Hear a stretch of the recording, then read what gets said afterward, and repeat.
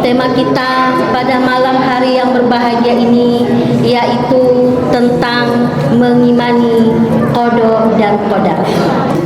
Iman kepada qada dan qadar iman keberapa? Ya, iman ke-6. Qada dan qadar itu masuk pada bagian takdir. Nah, jadi takdir itu ada terbagi menjadi dua, yaitu ada qada, ada qadar. Apa itu takdir? Ketetapan Allah yang telah ditetapkan sebelum adanya langit atau bumi atau sebelum diciptakannya makhluk di zaman azali. Lalu takdir itu ada qada, ada qadar. Apa itu qada? Qada ketetapan Allah, bersifat mutlak, tidak bisa diubah-ubah. Seperti apa? Seperti kelahiran, kematian, kita lahir dari orang tua siapa, siapa keluarga kita, bagaimana bentuk tubuh kita, bagaimana karakter kita, senang sedih kita, musibah, itulah disebut dengan qada, ketetapan yang telah ditetapkan Allah. Jadi kalau ada orang yang sudah ditetapkan meninggal saat itu juga tidak bisa dimajukan, tidak bisa dimundurkan walaupun hanya sedetik. Jadi kapan dia meninggal, bagaimana cara dia meninggal, dan di mana dia meninggal. Seperti itu. Jadi kalau orang yang sudah meninggal itu rezekinya sudah habis. Lalu ada namanya qadar. Qadar ini bagian dari wilayah manusia, tapi kalau qada bagian wilayahnya Allah. Kalau qadar itu adalah bentuk ikhtiar, doa dan tawakalnya manusia. Jadi perbuatan-perbuatan manusia ini disebut dengan qadar. Sampai sini bisa dipahami? Baik. Nah, bagaimana kita bisa menentukan sesuatu itu qada atau qadar? Kita bisa membedakan antara qada dan qadar, ya. Kalau qadar itu adalah perbuatan manusia. Umpamanya gini, kalau kita sakit ingin sehat, berarti kita harus berobat. Jadi ikhtiarnya berobat.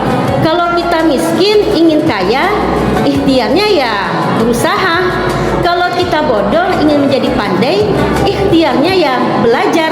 Itu untuk qadar. Nah, jadi qadar ini upaya kita bagaimana? Ikhtiar, doa dan tawakal.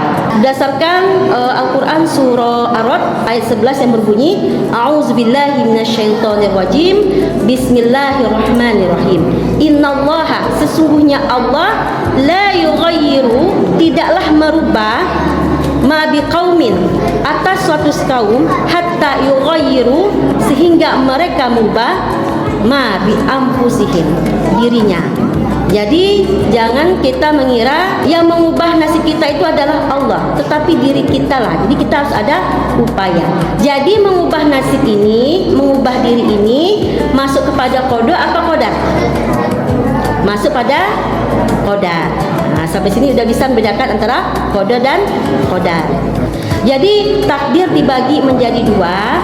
Ada namanya takdir mubrom. Ada takdir namanya takdir mu'allaq. Dibagi dua ya, mubrom sama mu'allaq. Apa perbedaan takdir mubrom dengan takdir mu'allaq? Kalau takdir mubrom, dia sama dengan qada. Ketetapan Allah yang sudah tidak bisa diubah-ubah, mutlak. Kalau udah saatnya meninggal ya meninggal, sudah saatnya lahir lahir. Umpamanya suami istri menginginkan punya anak, usaha akhirnya dapat anak, ya. Itu namanya ikhtiar. Tapi bagaimana bentuk anaknya, warna kulitnya, fisiknya, karakternya, itu adalah qada, di luar kendali kita. Itu adalah takdir mubrom, ya, disamakan dengan qada. Lalu ada takdir yang kedua, namanya takdir mu'allaq. Nah, takdir mu'allaq ini disamakan dengan qada, sesuatu yang bisa dirubah. Kita harus ikhtiar untuk mendapatkannya, harus berdoa, harus berusaha. Tadi contohnya udah jelaskan ya. Nah, jika kita ingin begini, maka jadi begitu. Jadi ada sebab, ada akibat.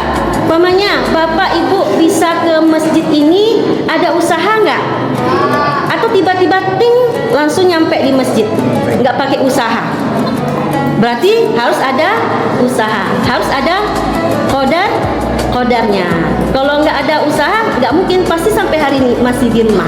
Jadi kita sebagai manusia ada yakin, ada ikhtiar, ada doa, ada tawakal.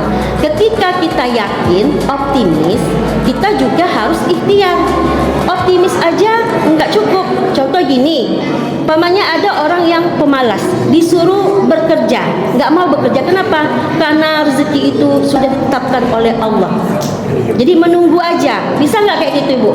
Itu qada apa qadar?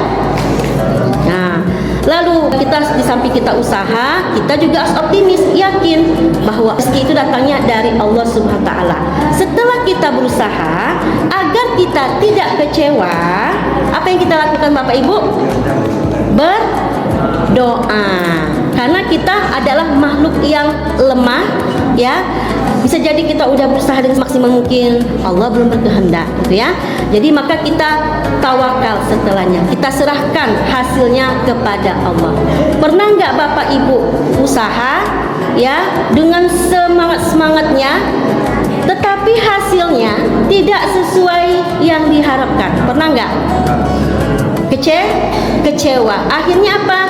Jadi orang yang putus asa, nggak mau berusaha lagi. Kenapa? Tidak seperti yang diharapkan. Proses tidak mengecewakan hasil, tapi kenyataannya proses mengecewakan hasil.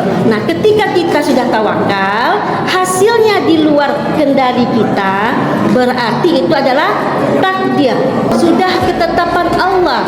Jadi kita harus ridho. Jadi tidak ada yang memburuk. Jadi kita harus ridho dengan ketetapan Allah Subhanahu wa taala. Lalu pembagian takdir. Takdir itu ada beberapa pembagian. Yang pertama takdir am, itu takdir umum secara global. Itu tetapannya sudah di Lauhul Mahfuz. Lalu ada namanya takdir umri, takdir umur.